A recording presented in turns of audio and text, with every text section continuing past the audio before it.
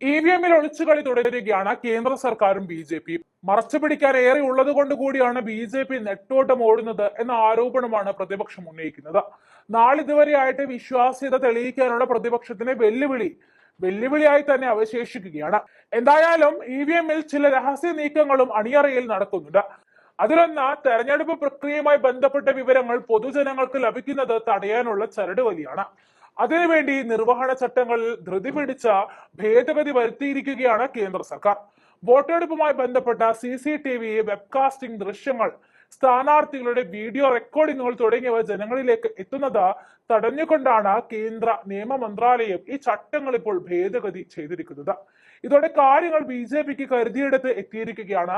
BJP-യുടെ കയ്യിൽ അധികാരമുണ്ട്. തെരഞ്ഞെടുപ്പ് കമ്മീഷനെ ചൊൽപ്പടിയിൽ നിർത്താൻ പോകുന്ന ശക്തിയും ഉള്ളിടത്തോളം കാലം ഇതിനപ്പുറമുള്ള കളികൾ BJP-യിൽ നിന്നും ഉണ്ടാകുമെന്ന് പ്രത്യേകം പറയേണ്ട കാര്യമില്ല.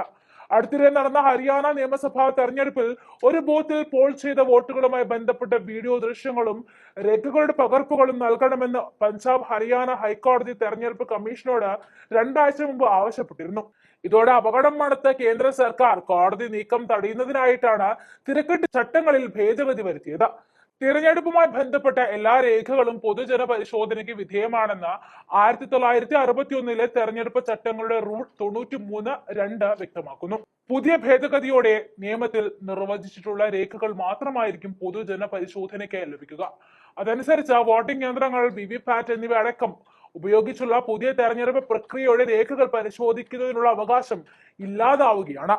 തെരഞ്ഞെടുപ്പ് നിയമങ്ങളിൽ ഇല്ലാത്തതും അതേസമയം തെരഞ്ഞെടുപ്പുമായി ബന്ധപ്പെട്ട പ്രിസൈഡിംഗ് ഓഫീസർമാരും സെക്ടർ ഓഫീസർമാരും ഉദ്യോഗസ്ഥരും കൈകാര്യം ചെയ്യുന്നതുമായി നിരവധി രേഖകൾ ഉണ്ടെന്ന് വിവരാവകാശ പ്രവർത്തകനായ വെങ്കടേഷ് നായക് ചൂണ്ടിക്കാട്ടിയിട്ടുണ്ട്. മണ്ഡലങ്ങളിലെ പ്രശ്നബാധിത പ്രദേശങ്ങളുടെയും ബൂത്തുകളുടെയും മാപ്പ്, വോട്ടെടുപ്പിനിടെ തകരാർ സംഭവിച്ച EVM നീക്കം ചെയ്യുന്നതിനും മാറ്റി സ്ഥാപിക്കുന്നതിനുമുള്ള ഉത്തരവാദിത്തപ്പെട്ടവരുടെ പട്ടിക തുടങ്ങിയവ സംബന്ധിച്ച രേഖകളുണ്ട്.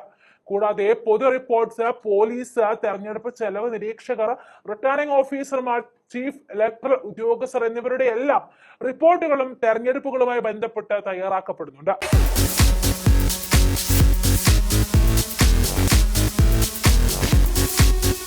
ഇതാണ് പഞ്ചഗവ്യ വിളക്ക്. പശുവിന്റെ ഗോമൂത്രം, ചാണകം, നെയ്യ്, പാല്, തൈര് എന്നിവ കൊണ്ട് ചേർത്ത് നിർമ്മിച്ച വിളക്കാണ് പഞ്ചഗവ്യ വിളക്ക്.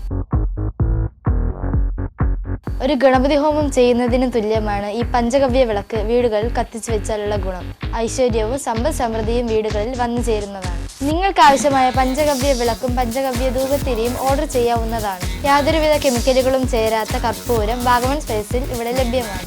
ബന്ധപ്പെടേണ്ട നമ്പർ 7994007599 അല്ലെങ്കിൽ 9656417599.